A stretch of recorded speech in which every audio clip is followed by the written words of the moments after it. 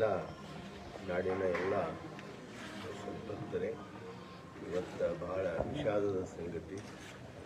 ನಿಮ್ಮೆಲ್ಲರ ನೆಚ್ಚಿನ ನಾಯಕರು, ಎಲ್ಲರ ಆದರಣೀಯರು ಆಗಿರುವಂತಹ ಲೋಕನಾಯಕ ಭೀಮಣ್ಣ ಖಂಡ್ರೆಯವರು ಇದೀಗ 10:50 ಗಂಟೆಗೆ ಅವರು ಲಿಂಗೈಕ್ಯರಾಗಿದ್ದಾರೆ. ಅವರ ಸಂಸ್ಕಾರ ನಾಳೆ ಸಾಯಂಕಾಲ ಅಂದರೆ ನಾಳೆ 17 ಜನವರಿ ಸಾಯಂಕಾಲ 5 ಗಂಟೆಗೆ ಅವರ ವಿಧಿವಿಧಾನ ಸಂಸ್ಕಾರ ನಡೀತಾ ಇದೆ. ಸರ್ಕಾರದ ಗೌರವದೊಂದಿಗೆ ಅದಕ್ಕೆ ಅವರು ಜಾತ್ಯತೀತವಾಗಿ ನಾಡಿನ ಎಲ್ಲರ ಪ್ರೀತಿಗೆ ಪಾತ್ರರಾಗಿದ್ದರು. ಅಂಥವರು ನಮ್ಮೆಲ್ಲರ ಅಗಲಿಕೆಯಿಂದ ನಮ್ಮೆಲ್ಲರಿಗೆ ಅತ್ಯಂತ ದುಃಖ ಆಗಿದೆ. ಒಬ್ಬ ನಾಡಿನ ಶ್ರೇಷ್ಠ ಮತ್ತು ಎಲ್ಲರ ಹೃದಯದಲ್ಲಿ ವಿರಾಜಮಾನವಾಗಿರುವಂಥವರು ಇವತ್ತು ನಾವು ಕಳ್ಕೊಂಡಿವಿ. ಅವರಿಂದ ತುಂಬಲಾರದಂಥ ಹಾನಿಯನ್ನು ಸಮಾಜ ಅನುಭವಿಸಿದೆ. ಅದಕ್ಕೆ ಅವರು ರಾಜಕೀಯವಾಗಿ, ಧಾರ್ಮಿಕವಾಗಿ, ಸಾಮಾಜಿಕವಾಗಿ, ಶೈಕ್ಷಣಿಕವಾಗಿ ಮತ್ತು ಅಖಿಲ ಭಾರತ ವೀರಶೈವ ಮಹಾಸಭೆಯ ಅಧ್ಯಕ್ಷರಾಗಿ ಹಲವಾರು ರೀತಿಯಿಂದ ಅವರು ಸಮಾಜ ಸೇವೆ ಸಲ್ಲಿಸಿರುವುದು ನಿಮ್ಮೆಲ್ಲರಿಗೆ ಗೊತ್ತಿರುವಂಥ ಸಂಗತಿಯೇ. ಅಂಥ ಪೂಜ್ಯರ ಅಗಲಿಕೆ ನಮ್ಮೆಲ್ಲರಿಗೆ ದುಃಖವನ್ನು ತಂದಿದೆ. ಅವರೆಲ್ಲ ಕುಟುಂಬದವರಿಗೆ ದುಃಖ ತಡೆದುಕೊಳ್ಳುವಂಥ ಶಕ್ತಿ ಆ ಗುರು ಬಸವಣ್ಣನವರು ಕೊಡಲಿ ಅಂತ ನಾನು ಪ್ರಾರ್ಥಿಸಿ, ಅವರು ನಾಳೆ 5 ಗಂಟೆಗೆ ಅವರ ಸಂಸ್ಕಾರಕ್ಕೆ ನೀವೆಲ್ಲರೂ ಭಾಗಿಯಾಗೋಣ ಅಂತ ಹೇಳಿ ಅವ್ರ ಪ್ರಕಾರ ಲಿಂಗಾಯತ ಧರ್ಮದ ಪ್ರಕಾರ ಅವರ ವಿಧಿವಿಧಾನ ನಡೀತಾ ಇದೆ. ಅದಕ್ಕೆ ಆ ಎಲ್ಲ ಪೂಜ್ಯರ ನೇತೃತ್ವದಲ್ಲಿ ಲಿಂಗಾಯತ ಧರ್ಮದ ಪ್ರಕಾರ ಅವರ ವಿಧಿವಿಧಾನ ನಡೀತಾ ಇದೆ. ತಾವೆಲ್ಲರೂ ಈಗ ಮಠದ ಜೊತೆಗೆ ಅವಿನಾಭಾವ ಶಿಕ್ಷಣ ಭಾಳ ಒಡನಾಟ ಇತ್ತು. ಒಂದೇ ಮಾತಿನಲ್ಲಿ ಹೇಳಬೇಕಾದ್ರೆ ಭಾಲ್ಕಿ ಮಠ, ಖಂಡ್ರೆ ಮನೆತನ ಒಂದು ನಾಣ್ಯದ 2 ಮುಖಗಳಂತೆ ಕಾರ್ಯ ಮಾಡ್ತಾ ಬಂದಿದೆ.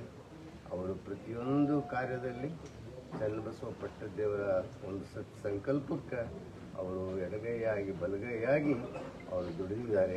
ಅನುಭವ ಮಂಟಪ ಇರ್ಬೋದು, ಶಾಂತಿವರ್ಧಕ ಶಿಕ್ಷಣ ಸಂಸ್ಥೆ ಇರ್ಬೋದು, ಸಾಮಾಜಿಕ ಕೆಲಸಗಳಾಗಿರ್ಬೋದು, ಎಲ್ಲ ರಂಗದಲ್ಲಿ ಅವರು ಮಠದ ಜೊತೆ ಅವಿನಾಭಾವ ಸಂಬಂಧವನ್ನು ಹೊಂದಿದ್ದಾರೆ.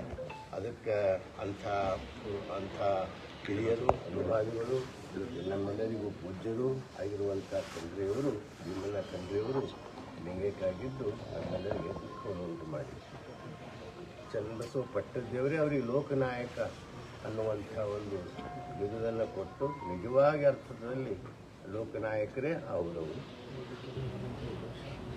ಪ್ರತಿಯೊಂದು ವೇದಿಕೆ ಮೇಲೆ ಲೋಕನಾಯಕ ಭೀಮಣ್ಣ ಖಂಡ್ರೆಯವರಿಗೆ ಜಯವಾಗಲಿ ಅಂತ ಅವ್ರದ್ದು ಜಯಘೋಷ ನಮ್ಮ ಗುರುಗಳು, ಸ್ವತಃ ಗುರುಗಳು ಎದ್ದು ನಿಂತು ಅವ್ರು ಜಯಘೋಷ ಹಾಕ್ತಿದ್ರು. ನಾವೆಲ್ಲ ಕಣ್ಣಾರೆ ಕಂಡಿದ್ವಿ, ನೋಡಿದ್ವಿ. ಹೌದೌದು, ಎಲ್ಲ ಮಠಕ್ಕೂ ಆಗಿದೆ, ನಾಡಿಗೂ ಆಗಿದೆ, ಧರ್ಮಕ್ಕೂ ಆಗಿದೆ. ಎಲ್ಲ ರಂಗದಲ್ಲಿ ಅವ್ರಿಗೆ ನಮ್ಗೆ ಅಪಾರ ನಷ್ಟ, ಸಮಾಜಕ್ಕೂ ನಷ್ಟ ಆಗಿದೆ.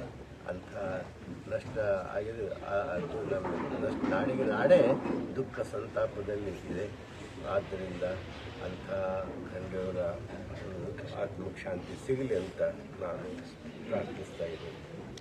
ನಮ್ಮ ತಂದೆಯವರು ಶತಾಯುಷಿಗಳಾದಂಥ ಪೂಜ್ಯ ಭೀಮಣ್ಣ ಖಂಡ್ರೆಯವರು ಇವತ್ತು ಸಾಯಂಕಾಲ ಸಂಜೆ 10:50 ಲಿಂಗೈಕ್ಯರಾಗಿದ್ದಾರೆ. ನಮ್ಮನ್ನು ಅಗಲಿ ಹೋಗಿದ್ದಾರೆ.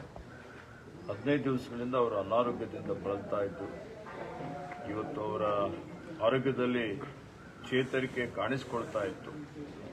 ಅವರು ಮತ್ತೆ ಚೇತರಿಸ್ಕೊಳ್ತಾರೆ, ನಮ್ಮ ಮಧ್ಯದಲ್ಲಿ ಇರ್ತಾರೆ ಅನ್ನುವಂಥದ್ದು ನಮ್ಮೆಲ್ಲರಿಗೆ ಒಂಥರ ವಿಶ್ವಾಸ ಇತ್ತು.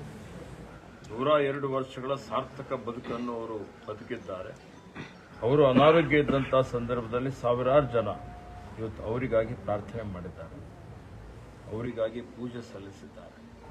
ಸುಮಾರು ಎಲ್ಲ ಮಠಾಧೀಶರು, ಪೂಜ್ಯರು, ಇಡೀ ರಾಜ್ಯದಾದ್ಯಂತ ಇರುವಂಥ ಬ್ಯಾಂಗ್ಳೂರು, ಬೇರೆ ಬೇರೆ ಕಡೆಯಿಂದ ಸಹಿತ ಇವತ್ತು ಪೂಜ್ಯರು ಬಸಲಿಂಗ ಪಟ್ಟದೇವರು, ಪೂಜ್ಯ ರಂಭಾಪುರಿ ಶ್ರೀಗಳು, ಕೇದಾರ ಶ್ರೀಗಳು, ತಿಂಗಾಲೇಶ್ವರ ಶ್ರೀಗಳು, ಮಾತಂಬರಾಜ ಶ್ರೀಗಳು, ಹುಲ್ಸೂರು ಶ್ರೀಗಳು, ಅರ್ಕೂರು ಶ್ರೀಗಳು, ಹುಬ್ಬಳ್ಳಿ 3000 ಮಠ ಶ್ರೀಗಳು, ಇಲ್ಕಲ್ ಶ್ರೀಗಳು, ಹೀಗಾಗಿ ಸ್ಥಳೀಯ ಎಲ್ಲ ಶ್ರೀಗಳ ಒಂದು ಹಾರೈಕೆ, ಅವ್ರದ್ದೆಲ್ಲರ ಒಂದು ಆಸೆ. ಯಾಕೆಂದರೆ ಅವರೆಲ್ಲರ ಒಂದು ಆಶೀರ್ವಾದ ಇವತ್ತು ಅವ್ರು ಖುದ್ದಾಗಿ ಸ್ವಯಂ ಇಚ್ಛೆಯಿಂದ ಅವ್ರ ಜೊತೆಯಲ್ಲಿ ಸಾವಿರಾರು ಜನ ಅವರ ಅಭಿಮಾನಿಗಳು ಸ್ವಯಂ ಇಚ್ಛೆಯಿಂದ ಬಂದು ಅವರಿಗೆ ಇವತ್ತು ಅವರ ಆರೋಗ್ಯ ವಿಚಾರಣೆ ಮಾಡಿ ಬಹಳಷ್ಟು ಅವ್ರ ಬಗ್ಗೆ ವಿಶೇಷವಾಗಿ ಅವರು ಮಾತನಾಡಿ ಹೋಗಿದ್ದು ಎಲ್ಲರ ನಮ್ಮ ಪರಿವಾರದವರೆಲ್ಲರೂ ಮರೀಲಿಕ್ಕೆ ಸಾಧ್ಯ ಇಲ್ಲ. ಖಂಡ್ರೆ ಪರಿವಾರದ ವತಿಯಿಂದ ಇವತ್ತು ನಾನಿದ್ದೇನೆ, ನಮ್ಮ ತಮ್ಮನಾದಂಥ ಅಮರ್ ಖಂಡ್ರೆಯವರಿದ್ದಾರೆ, ನನ್ನ ಮಗನಾದಂಥ ಗುರುಪ್ರಸಾದ್ ಖಂಡ್ರೆ ಅವರು, ಸಂಸದರಾದಂಥ ಸಾಗರ್ ಖಂಡ್ರೆ ಅವರು, ಲಿಂಗು ಖಂಡ್ರೆ ಅವರು, ಇತರ ಎಲ್ಲ ನಮ್ಮ ಖಂಡ್ರೆ ಪರಿವಾರದ ಎಲ್ಲ ನಮ್ಮ ಅಕ್ಕ ತಂಗಿ ಭಾವಂತರು ಎಲ್ಲರೂ ಇವತ್ತು ಇಡೀ ಸಮಾಜಕ್ಕೆ, ಇಡೀ ಮಠಾಧೀಶರಿಗೆ, ಇಡೀ ಎಲ್ಲ ಅವರ ಅಭಿಮಾನಿಗಳಿಗೆ ಚಿರಋಣಿಯಾಗಿದ್ದೇವೆ. ಅವರಿಗೆ ನಮ್ಮ ಕೃತಜ್ಞತೆಗಳನ್ನು ಸಲ್ಲಿಸ್ತಾ ಇದ್ದೇವೆ.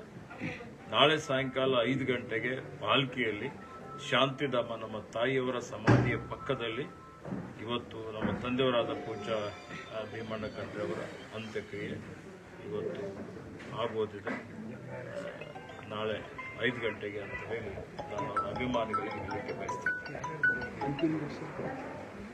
ಅವರೆಲ್ಲ ಹಿರಿಯ ಮುಖಂಡರು ಬರ್ತಾರೆ. CM ಬರ್ಬೋದು. ನೋಡಿ, ನಮ್ಮ ತಂದೆಯವರೇ ನನಗೆ ರೋಲ್ ಮಾಡೆಲ್. ಇವತ್ತು ನಾನು ಈ ಒಂದು ಮಟ್ಟಕ್ಕೆ ಬೆಳೆದಿದ್ದೇನೆ, ಸಚಿವನಾಗಿ ಸೇವೆ ಮಾಡ್ತಾ ಇದ್ದೇನೆ, 4 ಸಲ ಶಾಸಕನಾಗಿ ಸೇವೆ ಮಾಡಿದ್ದೇನೆ.